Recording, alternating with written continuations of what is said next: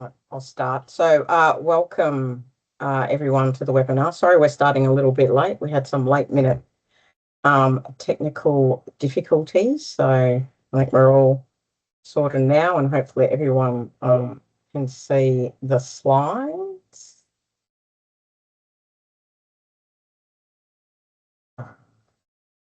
Pat, can you move through the slides for me? So for those of you who don't know me, my name is Angelina Garcias and I'm the Director of the Local Government Work Program at the Essential Services Commission. I'd like to begin today by acknowledging the traditional owners of the lands and the waterways on which we work and live. We acknowledge all Aboriginal and Torres Strait Islander communities and pay our respects to elders past and present. As the first peoples of this land belonging to the world's oldest living cultures, we recognise and value their knowledge and ongoing role in shaping and enriching the story of Victoria. So before we continue, I'd like to get some housekeeping out of the way. We are recording today's session and we'll make the slides and I'll link to the recording available next week. And your cameras and microphones have been turned off. So if you do, as we go through the webinar, you can put any questions you might have in the Q&A tab, which should be at the top of your screens. And we'll monitor this and we'll stop for questions as we go through the webinar. When we stop, you'll be able to ask questions directly by raising your virtual hand and you'll be able to turn your cameras and microphone on when asking the question directly. And if there are questions that we can't answer today, we'll get back to you next week. You'll also see that we have a couple of polls popping up on the screen and there will be a quick survey at the end, which we will share so you can provide us with any feedback. We have over 100 participants today and there's a good representation from all council groups and council staff and councillors.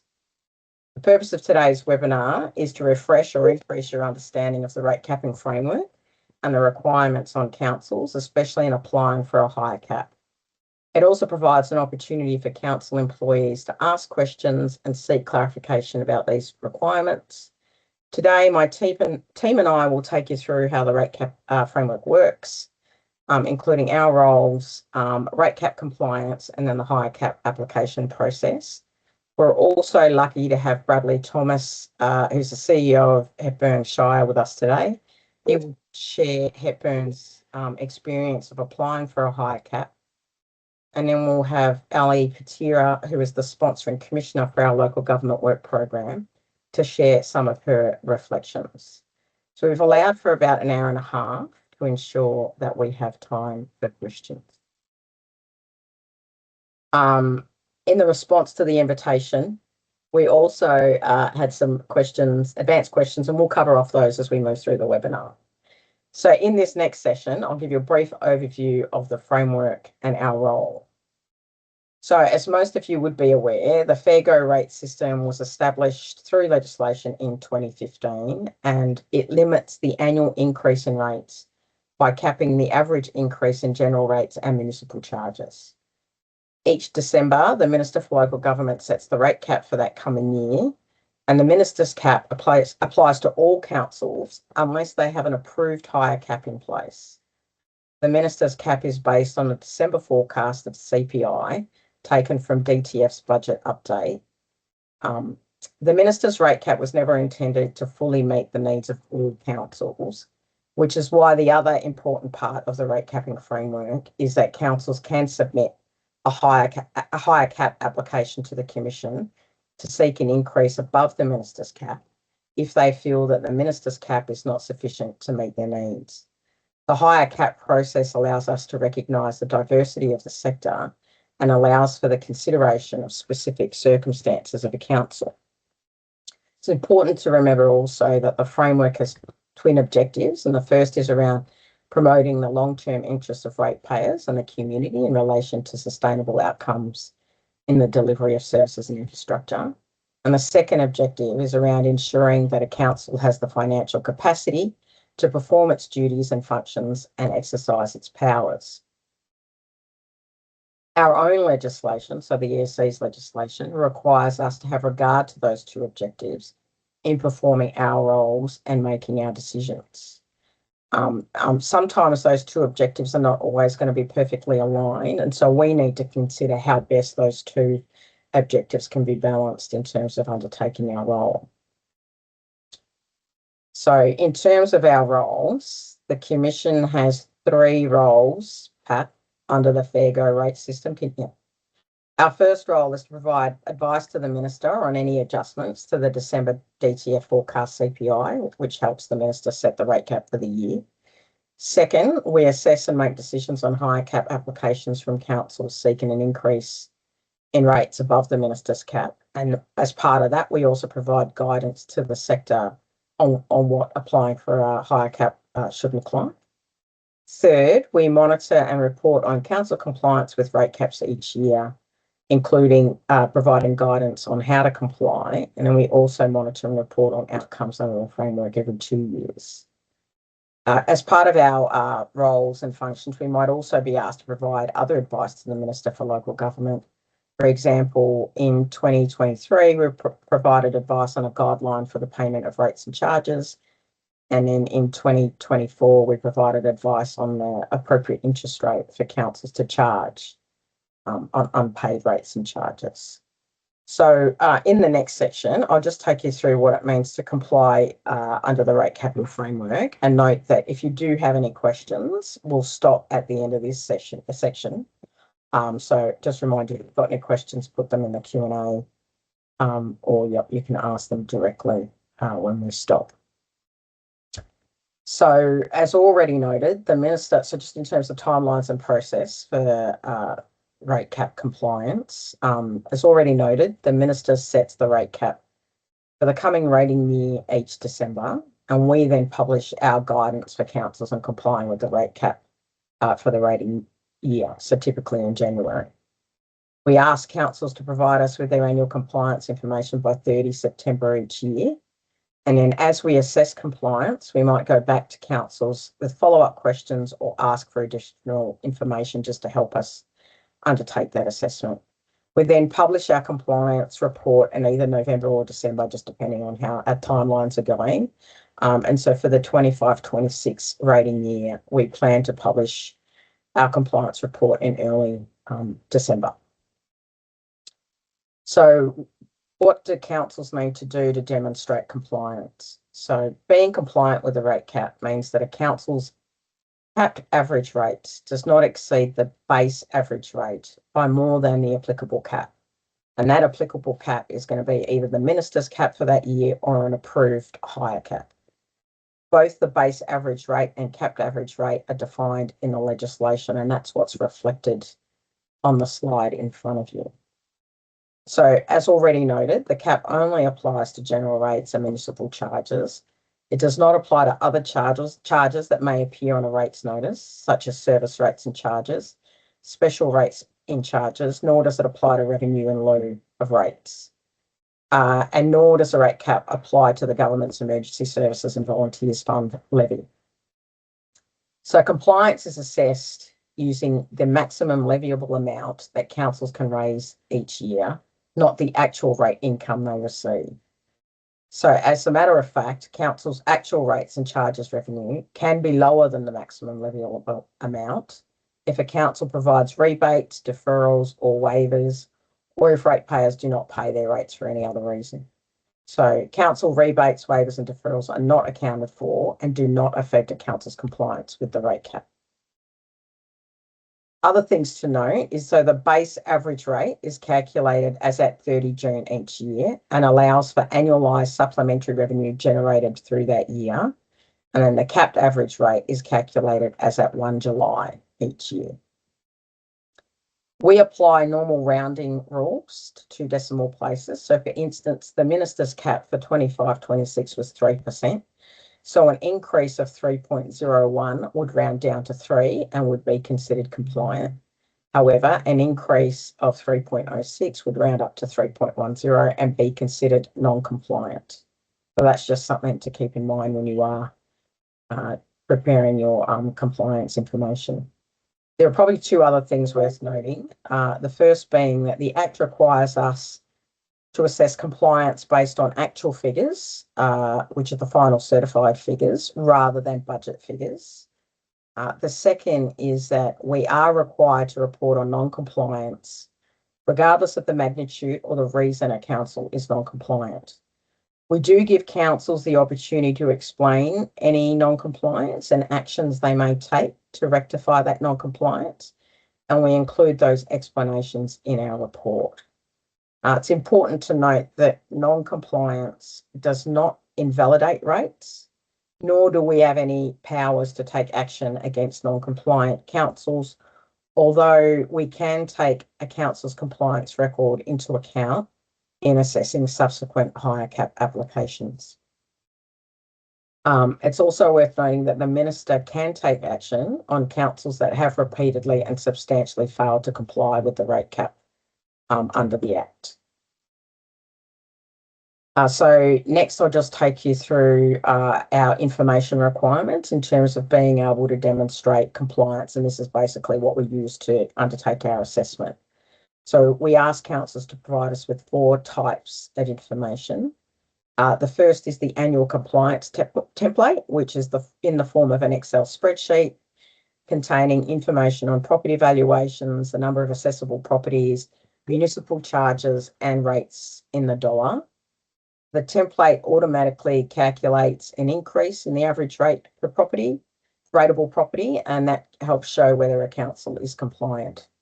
Second, we ask for rating system reports, and we use these as a source of reference to support all the valuations and property numbers in the compliance template. And as I mentioned earlier, these valuations and numbers are based on actual figures and need to reflect the dates as at 30 June and 1 July. The third piece of information we ask councils to provide us with is our Better Practice Rates database checklist, which just provides us with further confidence that numbers in council reports are correct. Finally, we also ask for a CEO certification, which demonstrates that all of the compliance information provided has been reviewed and certified by the council CEO. And again, this is just to give us the confidence that all the numbers included in the template are correct. As I said, there will be times when we'll come back to councils to seek additional information, or if we have particular queries about material that's included in their templates. Should also just say that councils should get in touch with us as early as possible if they have any questions on the template, or if they have any concerns around the implications for compliance of changes in property classifications or differentials. Yes, our experience is that even small changes in property numbers or changes in classifications can impact how compliance is measured. So if you have got any questions, it's just best to reach out to the team as soon as you can. So that's it in terms of compliance. So we can stop now for any questions. So if there are any questions, either based on the framework or compliance, now is an opportunity. You put your hand up. We haven't got any questions through the Q&A, but yeah, you can put your hand up if you want to ask a question. Just noting in the next session, we'll talk about the higher cap application process in more detail. So if you've got any higher cap application questions, you might wait until that session.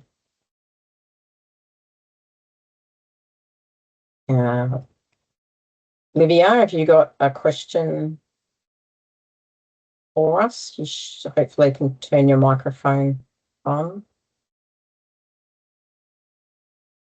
Yes, hello, thank you. Yeah, I have a question about the non-compliance. I've noticed historically, thankfully not us, but other councils have had minor non-compliances, and it's a pretty recurrent issue.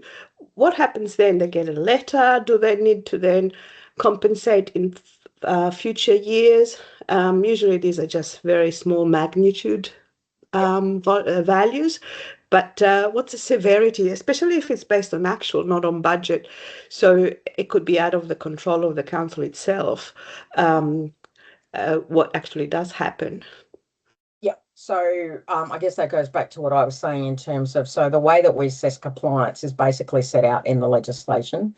So we need to be consistent with that. So we, we assess compliance at a point in time. So it's that 30 June, 1 July. In our compliance report, we do try and make a distinction between what we consider to be immaterial, and that's usually small amounts, or material, which when there's a bigger, I guess, impact on revenue. We do ask councils in their explanation to set out how they plan on rectifying that, and we've had different councils have taken different responses. So sometimes when it's been quite small, so it's a couple of dollars a ratepayer. Councils have chosen not to take any action because their view is that the cost outweighs any benefit. In other situations, we've had councils rebate, or not rebate, but collect less revenue the following year to make up for any additional revenue they may have collected in the non-compliant year. As I said, we don't have any power to direct a council to, I guess, take either one of those approaches, and it's really up to the council to decide how best to do that. And then we just publish the action that you're taking in our compliance report, and then in the following year's compliance report, we'd report on whether or not council had taken that action. So hopefully that answers your question, Olivia. And then I think, Mark, we've got a question from you if you want to turn your microphone on. Thanks. Just a question. Given there's a inquiry at the moment on the rate cap settings and so on, has the Essential Service Commission put in any submissions? And also, given the fact that the rate cap's been, Treasury's estimates of inflation have been a little on the wanting side, has there been any thought about the measure under which the essential services would consider what the rate cap should be? Yeah, so we have made submissions to the ASOL Allen review of the framework, and we've obviously met with them to discuss some of these issues. Whether or not the rate cap is the definition, I guess, of the rate cap, or the basis on which the rate cap is set changes, is obviously an issue for LGV and the minister. So we have previously sort of discussed the idea, and we understand that councils do feel that basing it on a sort of more specific local government cost index would make more sense. I think our one of the important things for us is that in some ways it really doesn't matter where the rate cap is set, because it's either that there'll be ups and downs, whether it's based on the CPI, whether it's based on the local government local government cost index. There will always be differences with council actual costs, and that the higher cap process is the process to actually deal with the specific challenges and issues that councils are facing. And that in some ways, all the rate cap should be doing is signalling to a council whether or not they need to come for a higher cap, because you'll have done all your planning, you'll have worked out, no, I actually need 6 or 7%. Minister's cap set at 3. There's no way I can deliver all the services and infrastructure that I need sort of under the minister's cap, so I'll come for a higher cap. So Elly, I don't know if you wanted to add anything on that question in particular, but yeah, cool. All right, so there are no other questions, which I don't think there are. We can go on to the next session. So in this next session, Pat Ho will take you through the higher cap application process. So my name is Patrick Ho. I'm a project manager in the local government team. I'll take you through the high cap application process. So councils have the option of applying for a high cap if they feel they need more than the minister's rate cap. Councils can apply for up to 4 years of higher caps. And the Commission can either approve the higher cap as requested or approve an amount less than requested, but not above. In many ways, the minister's rate cap is the no questions asked option, and councils wanting a higher cap should be able to demonstrate to themselves, their communities, and to us that a high cap is appropriate. And that's what the high cap application process is all about. So the process allows us to take into account the diversity and different needs and financial positions of individual councils. It provides the council with an opportunity to engage with its ratepayers and community and to explain to them the cost pressures and trade-offs that the council is facing. Now, there was a question received about growth councils. I'll just note that we don't have a specific approach to assessing applications from growth councils. The high cap process is an opportunity for a council to present its individual circumstances, including those faced by growth councils, and to make the case for a high cap.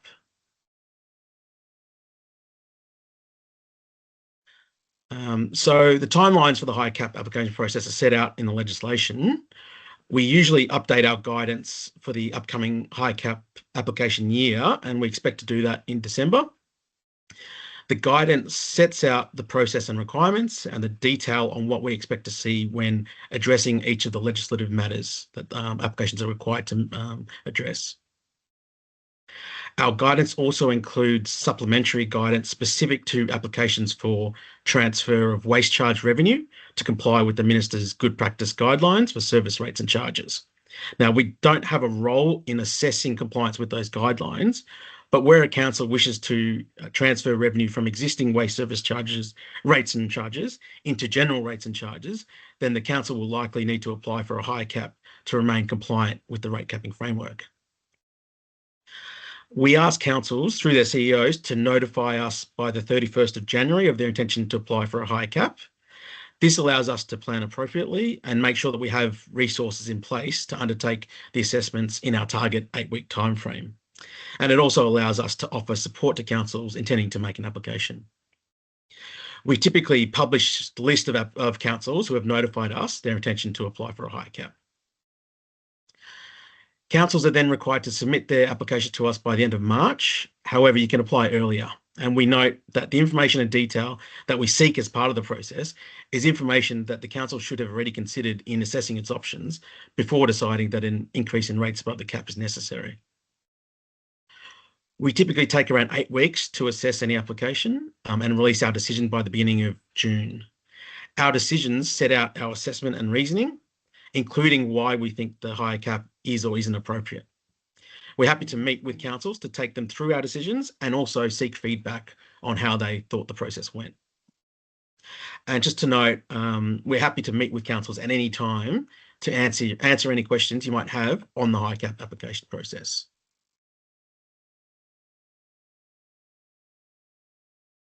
So before I take you through our assessment approach, I'll just talk about the application requirements and what we look at in making our decisions.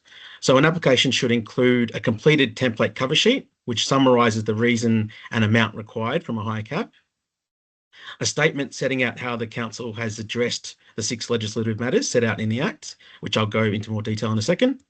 Council should also include any relevant material that can be used to support the application. As well, there's a completed high cap information template, which is an Excel spreadsheet. This template should give us much of the information we need to understand the council's financial position and the impacts of approving or not approving a high cap. Now, for waste charge transfer applications, there's also a couple of additional supplementary worksheets which relate to the relevant waste services in question. Once we've received an application, we may come back to the council with follow-up questions and to seek additional information. We may also get independent expert advice and incorporate that into our analysis.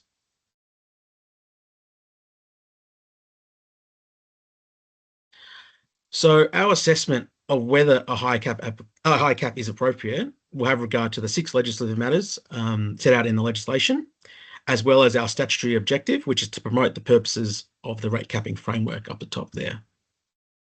We also have regard to a council's compliance record with previous rate caps. So our interpretation of these factors is that we should only approve a high cap if it can be demonstrated that the council has a long-term funding need that should be met through a high cap. We form a view on this by asking 4 questions which reflect consideration of those 6 legislative matters. So first, is there an underlying financial need? Second, has the council taken steps to manage the financial need?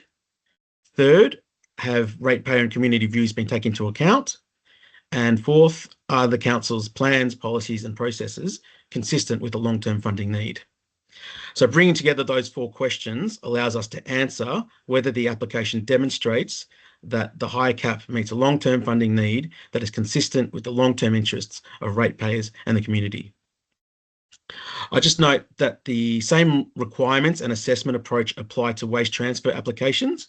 However, the response to each of the legislative matters should be proportionate and reflective of the relevance to the application.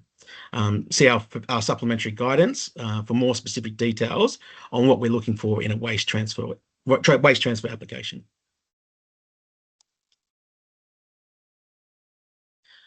So I'll just take you through the 4 questions in more detail. The first question relates to the legislative matters 1 and 2 and is thinking about the size and the reason for the high cap. Here we're looking to understand the council's financial capacity and any infrastructure or service needs. An application should address the increase being sought, the years, and the reason or reasons for the high cap. The application should include enough information and context for us to be able to understand the long-term funding need and the consequences of a high cap being approved or not approved. We know applications can specify more than one reason for a high cap, or in different years, a different reason for a multi-year application. For example, if a council is applying for a waste revenue transfer and at the same time seeks a high cap for another reason. If more than one reason is specified, then the application should demonstrate and quantify the funding requirements for each reason separately within the application. So the reasons for a high cap could include to address a material change in financial circumstances, a change to the nature or level of services provided, specific infrastructure needs, to ensure long-term financial sustainability, or some other factor or combination of factors. And just note that there are no reasons that would automatically ensure the approval of a high cap. Now, a high cap represents a permanent increase to a council's rate base that continues to compound over time. For this reason, we do not expect to receive applications that aim to fund short-term expenditure or cash flow requirements. These are inconsistent with the purposes of the framework. The second question relates to legislative matters 4 and 5 and is thinking about efficiency and value for money and what alternatives the council has considered. Here we are looking to understand what actions the council has taken to address the issues it's facing. Has the council undertaken service reviews or considered reprioritising expenditure? Has it considered efficiency initiatives? So in addressing legislative matter 4, the application should set out how the high cap is an efficient use of council resources and represents value for money. This matter is about ensuring that revenue raised through the high cap will be used efficiently and any outcomes being pursued represent value for money for ratepayers.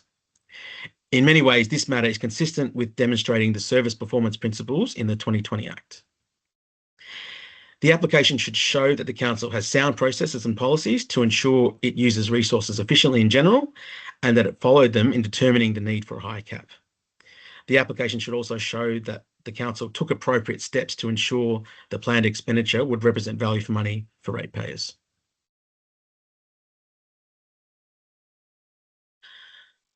Legislative matter 5 is about showing whether the council considered alternative options and why those options were considered inadequate. So this includes reprioritisation of its service or infrastructure delivery, or changing the nature and level of services it provides, or pursuing alternative funding options such as grants, borrowing, or other charges. The application should explain why raising additional revenue through a high cap is preferred and explain what other options were considered, including any trade-offs. That is, the trade-offs between the financial impacts on the council and ratepayers, service impacts or infrastructure impacts that arise from the choice of pursuing different options. Alternative options should be considered in the context of all the council's operations and both on the funding side and service delivery side. It's important to note that the FGRS does not require councils to take on debt, nor do we, but we do recognise that debt finance can be a key element of prudent and responsible long-term financial planning. Borrowing money can fund the construction of long-lived assets. Borrowing money to fund the construction of long-lived assets can help spread the costs of these assets over time and also helps ensure that those who benefit are also those who pay. So we would expect to see consideration of debt as part of any high cap application.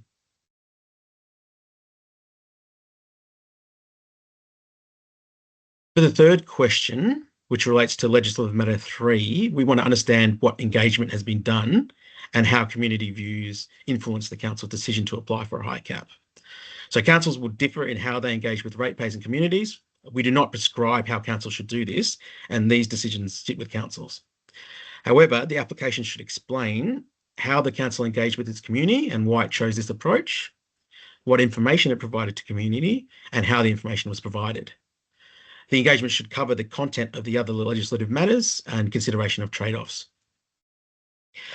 Application should also explain what the council learnt about the views of ratepayers and the community and how the council took these views into account in deciding to seek a high cap. Importantly, this matter is not about seeking or showing a majority community support for an application. It is about how the community has been engaged and how their views have been taken into account. We expect councils will increasingly integrate their engagement on the need for a high cap into their existing planning and budgetary processes. And this should be easier given the requirements for community engagement in the 2020 Act. There's no need to undertake a separate engagement program specifically for the high cap application.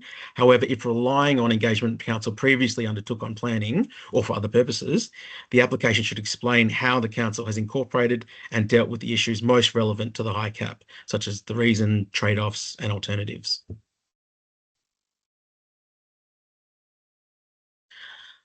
And lastly, for question 4, which relates to legislative matter 6, we want to see that the council's need for a high cap is consistently reflected in its planning.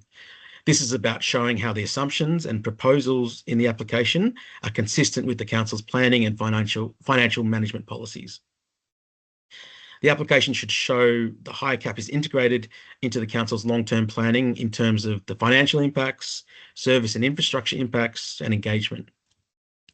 The application should demonstrate that the reasons for the application and the underlying need are consistently reflected in its financial and planning policies and documentation. So just to recap quickly, those are the 4 questions that we seek to answer in considering how an application has addressed the 6 legislative matters. And these 4 questions, considered with regard to the statutory purposes and a council's compliance record, allow us to decide whether the long-term funding need has been demonstrated.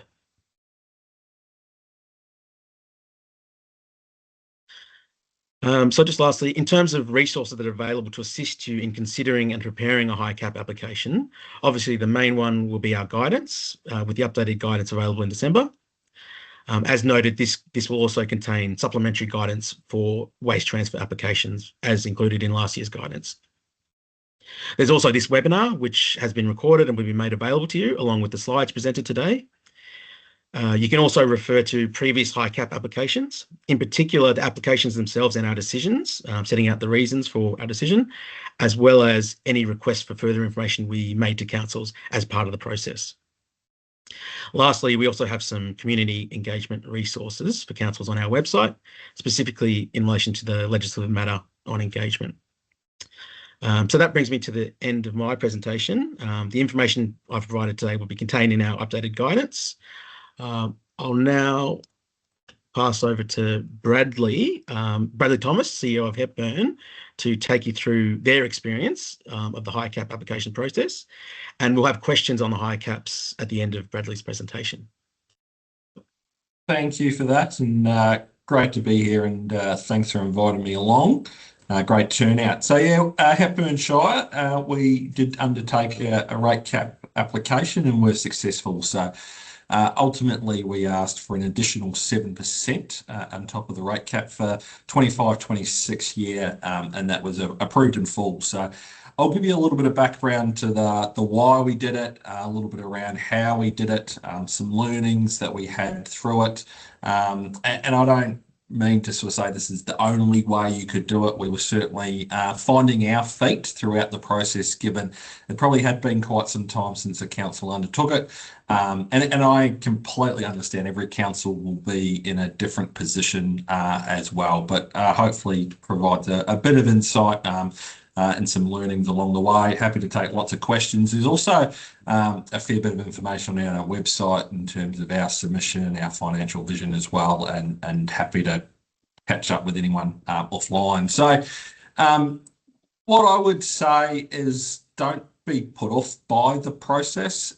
It's a process to go through, but I think the actual application process itself certainly wasn't the hardest thing that we've tried to ever undertake. And there's absolutely got to provide lots of information, have some really robust conversations around with your community and councillors, and I'll come to that in a bit more. But we worked really, really well, I think, and really closely with the ESC, and that would be probably one of my key takeaways is chat to them early that you're going to do it, what you're thinking about, how you're going to do it, and talk to them all through the whole process as well. But the physical sort of process of putting the application in, doing the templates and that information, it's not easy. It's work. It's things that need to be done, but certainly not impossible. I think one of the key elements, and I'll touch on it a bit more, is you've got to have the political will. You've got to have the support, particularly from your councillor group, to do this. And support from your executive to go through it. But it particularly is that councillor group. They are the ones that ultimately, in terms of going to need the council resolution, they're the ones that are going to need to stand in front of their community and defend it. So don't undersell the political will and desire to want to do it. Hepburn Shire, and sort of why we were the first in a long time to do it. We're not unusual compared to a lot of other councils. Small rural council, yes, absolutely some of the most beautiful parts of the world outside of an hour north of Melbourne. 4 smallish townships, which I think puts a real challenge on our cost basis. A pretty low rating council and have been for a long time. Hepburn Shire was actually the second lowest council of rates at amalgamation. We were about 60th going into this process as well. So a long time with high community expectations, high cost base of assets and a low revenue base. And for the accountants in the room, you put those 3 factors plus other factors in the case. That's why we were in this spot. We went to our community and did lots of work with councillors, probably through briefings over an 18-month to 2-year process, really explaining things needed to change. We couldn't keep spending the way we were doing unless something changed. So our revenue needed to change or our expenditure needed to really be cut. We went through a process where effectively we did our long-term financial plan and worked out over the next 10 years we needed to find $40 million. So roughly $4 million a year. So when council adopted the 24-25 budget, we used that as an opportunity to go to the community and say, if we don't change something now, we're in trouble in a couple of years' time in terms of running out of money, and long-term we're in serious trouble. So we use that time then to develop what we've called our financial vision. It's effectively our blueprint or around how are we going to attempt to fix things. We did a lot of work with councillors, and then we did some community engagement around that $4 million a year. How were we going to find that shortfall? And then ultimately, that's where council really, I suppose, landed on a 3-prong approach. One was capital works really being renewal only, and a focus on renewal only, still looking to do new and upgrade where possible, but would absolutely need to be grant funded. And of the $4 million, effectively $1.5 million round figures for a rate cap variation and $2.5 million in operational savings, which is really significant for an organisation our size. So it was the development of that financial vision, which effectively council passed in September and of last year, and had the resolution to apply for the rate cap variation. We then went through with the ESC what that process actually was, and you've already heard a fair bit of it, so I won't go over it. But it's really those 6 legislative asks and really answering those. And when we sat down and actually went through the guidance documents, and it's not till you sort of pick them off the shelf because you're actually doing a rate cap variation, they were actually really, really helpful. They took you through what the ESC were going to look at, and then we sat back and said, right, do we have a document that explains that? If not, what are we missing? Have we done some work on that? Have we done some engagement on that? So we were able to use a lot of previous documents, long-term financial plan, draft asset plans, all the engagement that we've done on our council plan, and particularly the engagement and the development of the financial vision that we were able to do. Really proud that we did 99.9% of the application in-house. We utilised the experience of staff within the organisation because they know the organisation best, and different councils will be in a different spot, and you might look at bringing external assistance in to help. We were able to move some workload around and do it internally, which was really, really helpful because I think it sold the story of why we were doing it. That financial vision, as I said, on our website gives you the sort of how we're going to fix our financial position. The rate cap certainly is a really big component of that. The other thing that I would really, and I suppose going through the process and putting the documents together, was being really clear both with our councillors first, then community, and then with the ESC, that we had looked at really all of the levers, and we called them levers during our briefings and discussions with councillors. But we said, right, we've looked at alternative revenue. We looked at how we could cut services or be more efficient in how we deliver our services. We looked at how we would deliver our services. We looked at borrowings. We've got borrowings. We looked at that capital works funding return to really renewal only. We've looked at and got a process around how we're going to be able to dispose of some surplus assets that we've got. So I think we were able to really articulate that we weren't coming to ESC, we weren't coming to the community with the sort of the option of the rate cap first and foremost. We'd really looked at the other options as well, and I think that's really clear to be able to do. As I said, you've got to be comfortable that you've got the political will throughout the process, because depending on how you do it, as I said, it took a long time for us, probably 12 to 18 months of briefing councillors in the background more around our financial position, why we found ourselves in here, what were we going to be able to control, what were we going to be able to do differently before they were in a position to effectively be okay to go to the public around the rate cap variation.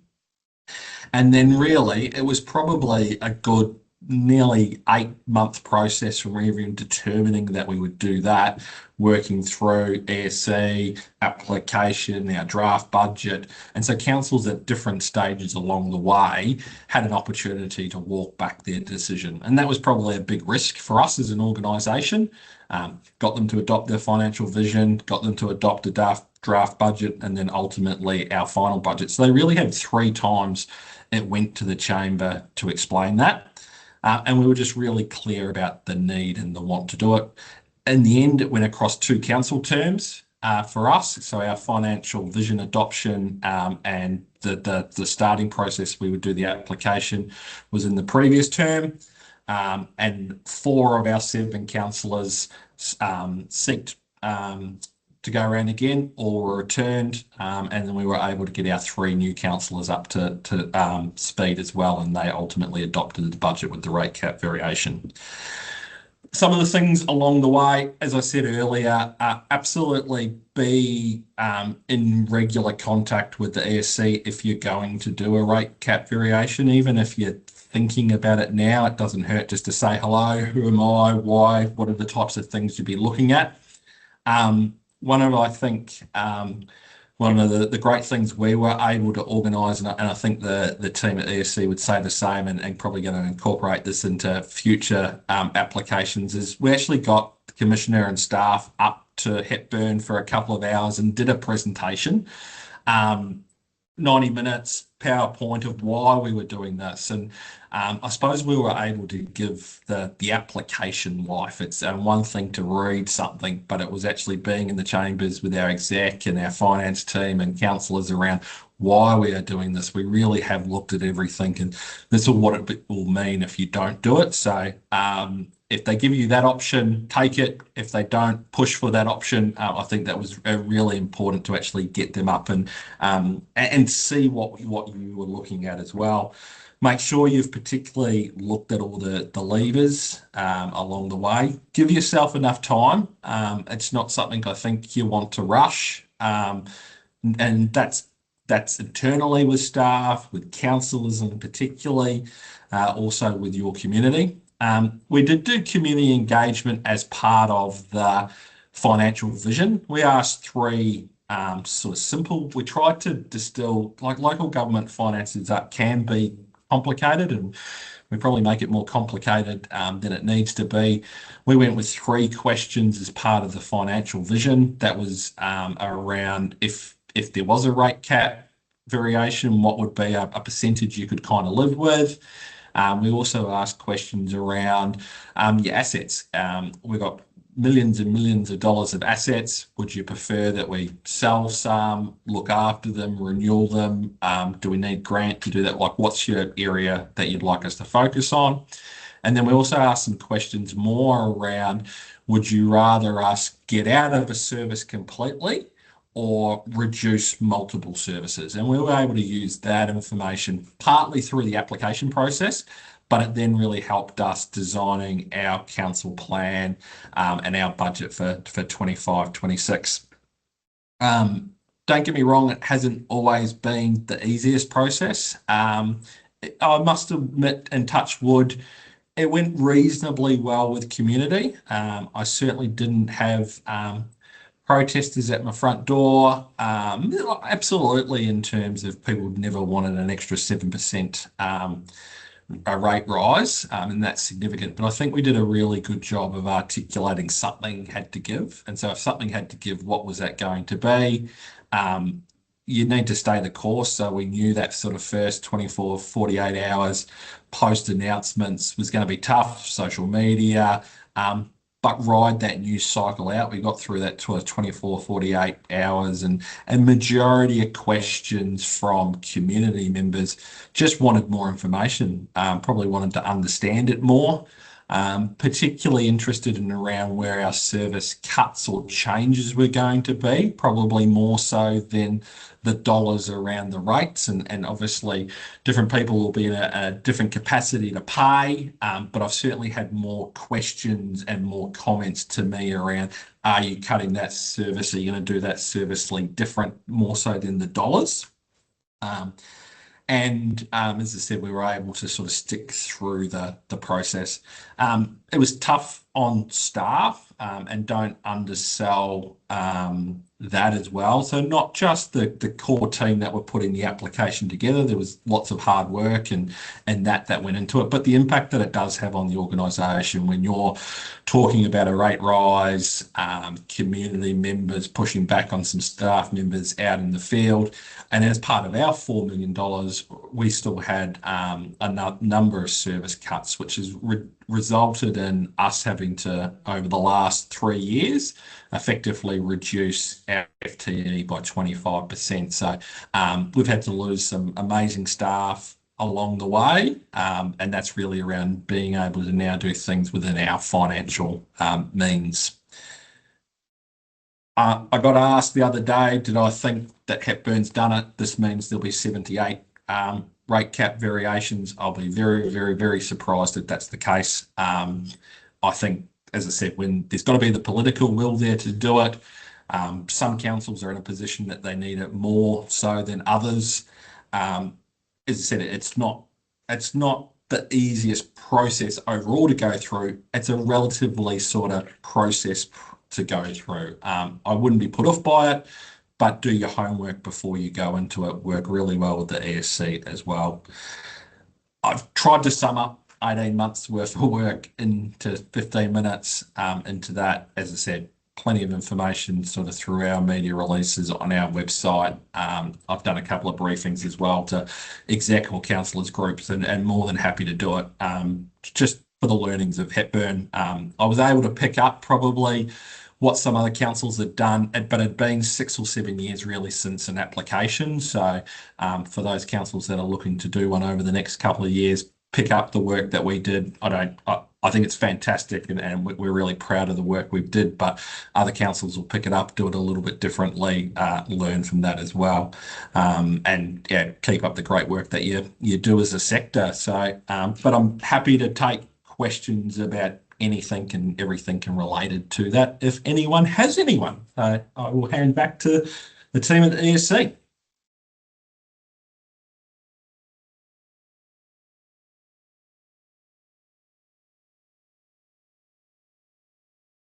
Sorry, I was having trouble turning my microphone back on. Thanks so much for that, Bradley. It's Monday.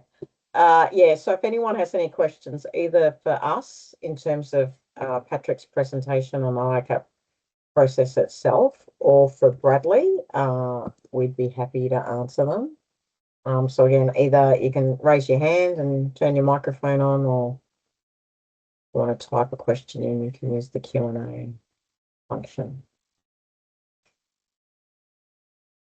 And maybe just on one of the things that Bradley did say, so you mentioned the visit that we had up to visit council, so that is something that we will incorporate going forward. As Bradley said, we found it very useful as well. So I think Sid had his hand up. So Sid, would you like to ask a question?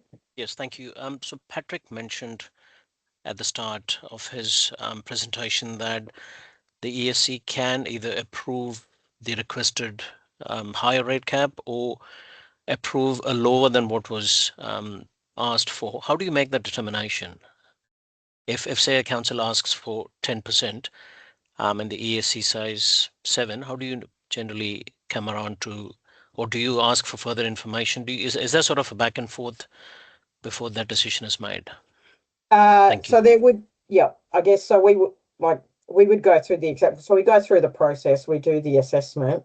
There's only been a couple of circumstances where we've approved something less than what council's asked for. So the first one was Murrindindi in the very first year. They had a high cap application that was made up of two parts basically. One was around asset renewal and some of the problems they were going to have with their asset renewal given the bushfires and stuff. The second part was around improving service levels, and we took the view that they made a really, really good case around the renewals, but they didn't make a really good case around the service levels, and so we didn't approve that part of it. So then it was so we ended up approving less than what they asked for, and it was basically reflecting sort of what they told us. The other example of when we've done it was Monash. So it's Monash, when they came to us because they wanted to a higher cap to help with some of their waste services, and we basically found that the way they'd calculated the increase wasn't quite right. And so we recalculated it and then approved something sort of below that. So it really does depend on the circumstances. It's very unlikely that it's not like we're going to form a different view about what something might cost or, what should or shouldn't be in. It's just more about, okay, what information has council put before us and does it make sense? And like those are two examples of where we approve something below. So, yeah. So I think we've got a question for Bradley, but before we get to that, Michael, you've got your hand up if you want to put your microphone on. Yes, thank you. Just a question for Bradley around timing. The preparation of your 25-26 budget, did that commence knowing the outcome of your application, or were you looking at doing two budgets, or how did you manage the timing of the decision relative to the budget preparation? Yeah, no. So, no, we didn't start out the preparation knowing. We crossed our fingers, toes, and everything else along the way. So, yeah, very much did in the background with councillors sort of have two versions where we were going.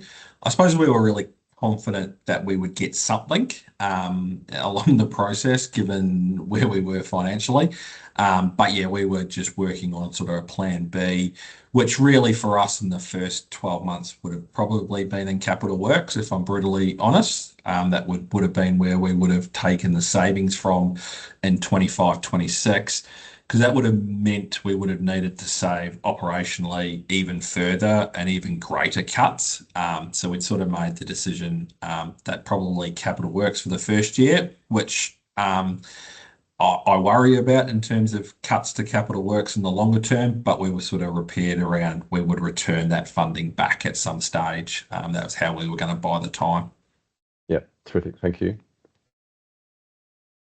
We have another question for you, Bradley, and this is from Councillor Bob Turner. So what is the value of Hepburn's normal rates and what was the difference? Yeah, so our average rates for, I think the 24-25 year was about $1,700. We were, if you ranked council from 1 to 79 around the average rates, and average rates is only one way of doing things, we were the 60th council on the list from highest to lowest. So always said that we've been a below average rating council. Even with this extra 7%, we go to 46 or around that number. So I still think fantastic value for our ratepayers. And that was part of the conversation with councillors in particular early on. So if we were one of those councils that were a really high rating, I think it would have been hard to justify not just to councillors, but community and particularly ESC. We needed it. We were coming from that lower base. So yeah, that's where we now sit. So slightly still below the average.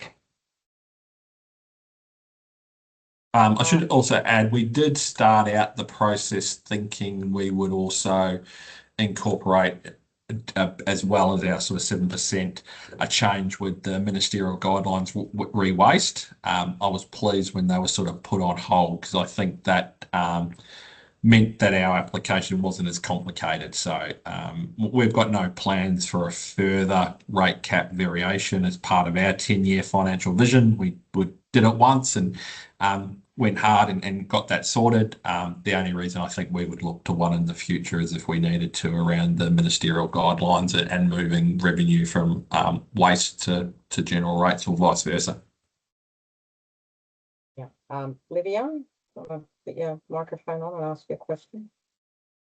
Yes, thank you. That's really a question for the ESC. I noticed in the compliance report, you just report whether the council was compliant to the rate cap. But when councils go below the rate cap or they forego an increase altogether, that's not reported. Any reason for it? And because I think that would be really helpful information. And secondly, related to that, if a council historically has gone below the rate cap and then they put in an application for an exemption, would that be taken into consideration, or are the decisions of the past irrelevant?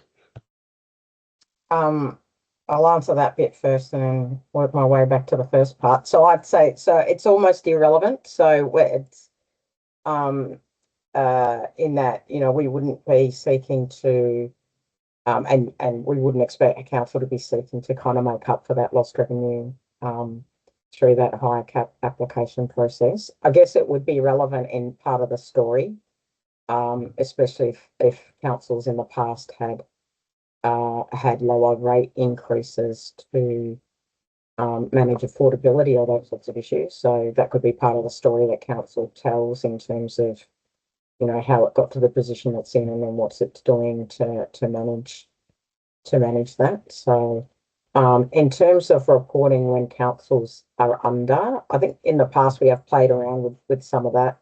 We do report on those sorts of things in the outcomes report. So look at something we can go back to have another look at in terms of, it's always hard because there's 79 councils, so it's hard to report what's happening across the 79 councils, but I'll take your feedback on that. So, are there any other questions for either us or Bradley on the higher cap application process? Thanks, Bradley, for that presentation. We really appreciate you taking the time out to come and share your experience with the sector today. I think it's really important for them to hear it from someone who's gone through the process and share that experience. No, my pleasure. Hasn't turned me too grey. So, cheers. Appreciate all the work. Right. Thanks, Bradley. So, up next, we have our Commissioner Elly Patira, who's one of the commissioners at the ESC, and she's what we refer to as our sponsoring commissioner. So she has a special role, I guess, in helping with the local government work program. So I'll just pass over to Elly, and she can share some reflections. Thanks so much, Ange. As she mentioned, my name's Elly Patira, for those that I haven't met, and I'm one of 4 commissioners at the Essential Services Commission and the sponsoring commissioner for local government. We, as a commission, introduced a sponsoring commissioner model at the start of this year, and really our thinking was wanting to make sure that we had allocated commissioners to the sectors we regulate. So we had a real commissioner level focus on the strategic issues that arise within particular sectors. Earlier this year, I put out an invitation to all councils to meet with me if that was of interest. And so I've had the opportunity now to engage with a number of councils, particularly those thinking about a higher rates cap application or who have sought one, and including the trip to Hepburn. And I've been appointed to the Commission just over a year, and I've had an opportunity to meet with a number of councils and want to make a couple of observations and perhaps just reiterate some points that have already been made at the risk of repeating, but I think there are some important points that I'm keen that we don't lose track of during this discussion. The first thing I did want to acknowledge is in my conversations with councils, there's a lot of dissatisfaction with the fair go rate system and the minister's rate capping being tied to CPI. And I know that a lot of people on this call appreciate that the Commission isn't responsible for the design of the rate capping framework itself. Rather, we have a legislative role in its administration, including approving the higher rate caps. As mentioned earlier, a review is underway of the rate capping system. The terms of reference suggest, I think, to us that the scope of that review is unlikely to include any major legislative change. And so we've really been focused on making sure that we have a higher rates cap application process that is as streamlined and efficient as possible. One thing that I really did want to push on is coming for a higher rates cap should not be seen as a bad thing. We are really keen to promote a shift in the way that councils think about higher caps. In our view, the minister's rate cap, and we said this at the start, was never designed to meet the financial needs of all councils all of the time. And a higher rates cap should really be seen, and perhaps this is part of building that political will. It should be seen as an important and necessary part of the framework rather than a sort of fiscal mismanagement issue.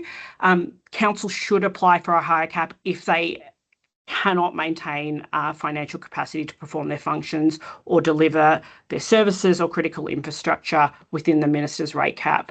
That is its very purpose. What we've said also in this, but I really want to reinforce, I think the way that the high rate cap application works, it does allow the Commission to really delve deeply into an individual council's financial position and understand their very particular need, something that the minister's rate cap and really any blanket approach can't do. And I just wanted to reiterate that in making decisions around whether a higher rate cap is appropriate, the Commission really does focus on those 2 legislative purposes that we talked about. So on the one hand, we need to balance council's financial sustainability, but we are also interested in the long-term interests of ratepayers in the community, and we're always balancing those 2 purposes. And I think those purposes are equally important to how councils should be thinking about whether they need a higher rate cap. It's really important that councils don't solely focus on increasing rates as the sole answer to addressing financial sustainability. it's important that councils are also thinking about the long-term interests of ratepayers, and as Bradley mentioned, really exploring all of the different levers and alternative options available. That could include debt funding, changes to infrastructural services, increasing efficiency, and so that is a big part of working through the application process. Obviously, when you're seeking to sort of balance sustainability and the long-term interests of your ratepayers, it means having those difficult conversations with ratepayers and communities about priorities, about service delivery, about what infrastructure can and can't be delivered. And we really expect, where councils are concerned about financial sustainability, that they are engaging with their communities, not necessarily directly about the possibility of a higher rates cap, but on these issues around financial sustainability generally. And we're also really conscious that a higher cap is unlikely to answer all of a council's problems, and that there's a number of factors in deciding whether a higher rate cap is appropriate, including that issue of political will. We've talked quite a bit about engaging with community, so I won't labour the point too much, other than to reinforce that we consider engagement really important for all the reasons we've talked about. It's a way of explaining cost pressures you're facing to your ratepayers and communities, testing trade-offs and the different levers available, and really understanding your ratepayer and community priorities and preferences around those different options. But we really want to reinforce we are not seeking that engagement shows majority community support for an application, nor do we expect that councils are undertaking separate engagement. You already are required to undertake a significant amount of engagement as part of your ordinary planning and budget processes, and we absolutely expect that you could rely on that engagement where it's covered off on some of the issues that have led to the higher cap application that you're seeking to make. Our guidance already sets out, as we've mentioned, the legislative matters that we must consider when we're looking at a higher rate cap application, and gives some really good examples. So I do encourage councils to have a look at the guidance that we provide, but also to just reinforce that point again, that we are not prescriptive about what should come forward in an application, because it is so tied to the specific nature of an application that is made. So obviously, the higher the rate cap that is sought, the more we expect a proportionate response. We expect more evidence, the greater the impact on ratepayers and community. I came into my sponsor and commissioner role, as I said earlier this year, and I've really pushed and prodded on our application process over the last year to really test its efficiency. And my observation is that our local government team has done a lot of work internally, particularly in the big gap between applications for a higher cap, to make sure that process is really fine-tuned and that we are not being too duplicative in what we are asking for. We're really interested in continuous improvement. We've taken on some feedback from Hepburn around ways that we can further improve the process. And, you know, I feel really confident saying here that it's a streamlined and accessible process for councils, and really want to, I suppose, dissuade any perception that it is either very expensive for councils to apply or onerous beyond what we consider is reasonable. A lot of the information we seek as part of the application process is information that council should have already considered in assessing its options before coming forward for that rate cap application. Importantly, though, I think the statement addressing the legislative matters that we ask for as part of the application process is really about pulling together existing information together to tell a compelling story. Where I suppose in some ways asking council to really, I suppose, take us on a journey and collate information and be able to kind of signpost to us and help us navigate the supporting documentations and that narrative as an incredibly important part of the process.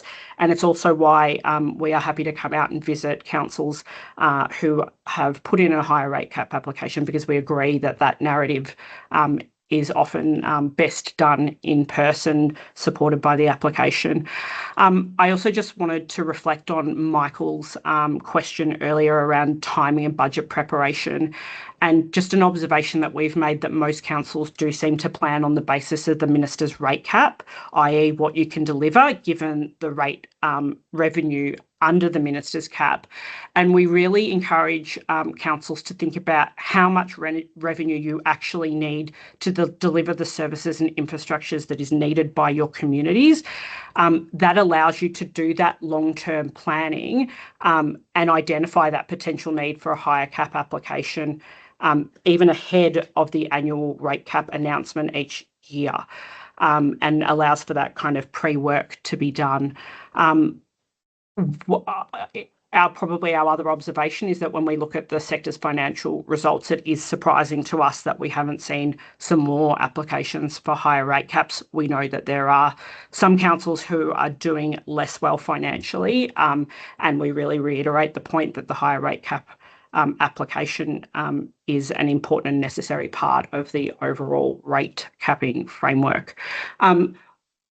I might just make some additional comments and final comments about ratepayer affordability and supporting vulnerable ratepayers.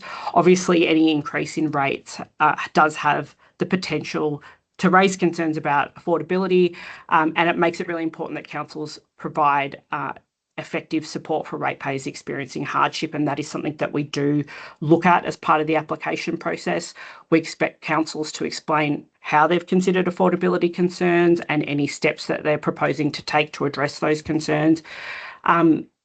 We're conscious that there's draft ministerial guidelines relating to the payment of rates and charges that's been recently released for consultation, and that sets out some new requirements around hardship and debt management policies. And I suppose our experience from other sectors does suggest that a really proactive approach to supporting ratepayers can avoid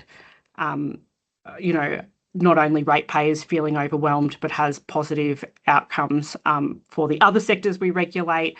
It positively influences payment behaviour, and we've said that it is often more cost effective to have good hardship and debt management policies than it is to focus on debt recovery and related dispute enforcement and transaction costs. And we just wanted to reiterate the importance of those considerations as part of any application that comes forward.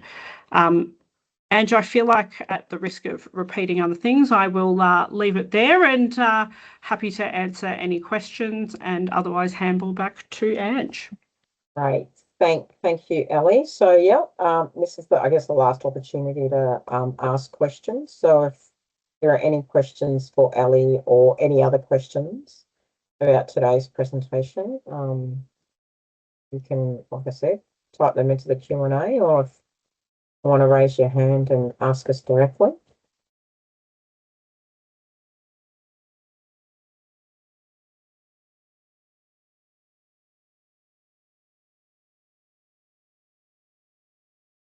Oh, yep. Oh. Sarah, if you want to unmute yourself.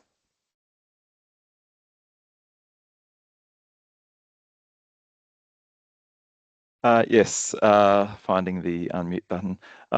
Thanks for the presentation.